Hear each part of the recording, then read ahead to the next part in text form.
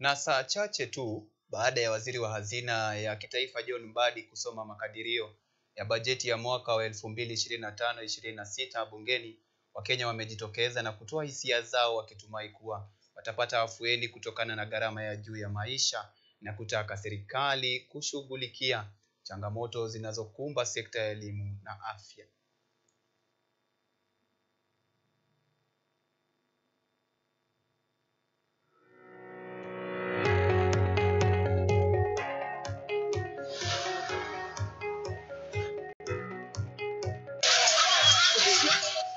Baada ya waziri wa hazina ya kitaifa John Mbadi kusoma makadirio ya bajeti ya mwaka wa kifedha wa 2025-2026, Wakenya wanaendelea kutoa maoni yao huku wakitarajia kuwa bajeti hiyo italeta afueni kwa gharama ya juu ya maisha.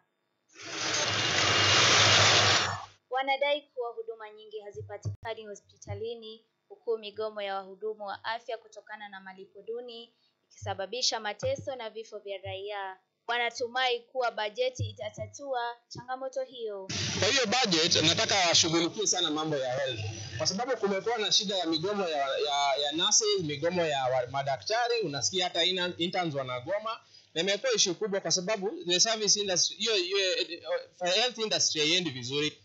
Michelle Wangari, mwanafunzi wa chuo kikuu, anaeleza masikitiko yake kuhusu changamoto za kielimu, huku wanafunzi wakisitisha masomo kwa kukosa fedha baada ya kupunguzwa kwa fedha za HELB mwaka uliopita.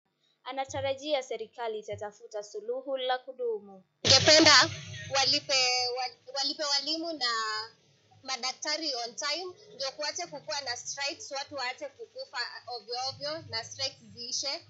Alafu pia kwa issue na HELB waongeze hizo pesa, kwa sababu last time walipunguza, na ukiangalia mahitaji zetu unafaa kulipa nyumba, kuna campus zenye hatuishi ndani ya shule, na hiyo pesa inatusaidia at least ndo itufikishe mpaka semester ikiisha. Kwa mujibu wa Ruth Muthoni ambaye ni mfanyabiashara, Wakenya wengi hasa wafanyabiashara wamelemewa kiakili na kushindwa kuendesha biashara kutokana na ushuru mkubwa.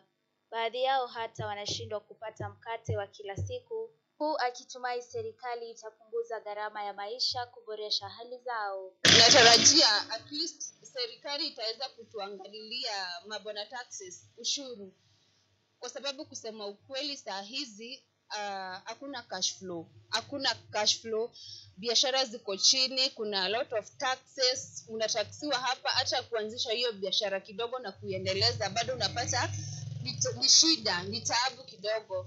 Na kwa hivyo mimi naweza uliza gava iconsider sana kama ni sekta ya wanabiashara, at least waweze kutupunguzia ushuru ama hizi taxes nyingi. Wakati wakitambua juhudi za serikali kupunguza gharama ya mafuta, baadhi ya washikadau katika sekta ya uchukuzi wakiongozwa na Julius Karanja wametoa wito wa kupunguzwa zaidi kwa bei hiyo ili kuongeza faida. Anasema sekta hii ni muhimu kwa uchumi wa taifa. Matarajio yangu ni kwamba wameangalia upande wa masomo na wameweka pesa za kutosha pale. Matarajio mengine ambayo niko nao ni ya kwamba wameteremsha bei ya mafuta ya petroli na diesel, ili ile kazi ambayo nafanya niwe ninaona faida yake, kwa sababu wakati huu sasa mimi huaga ni kama nasaidia tu kampuni hizi ambazo zinatuhusia mafuta. Macho yote sasa yameelekezwa kwa hazina ya kitaifa, huku Wakenya wakisubiri suluhisho kwa changamoto zinazozidi kuathiri maisha yao. Faith Njoki, Runinga ya KU.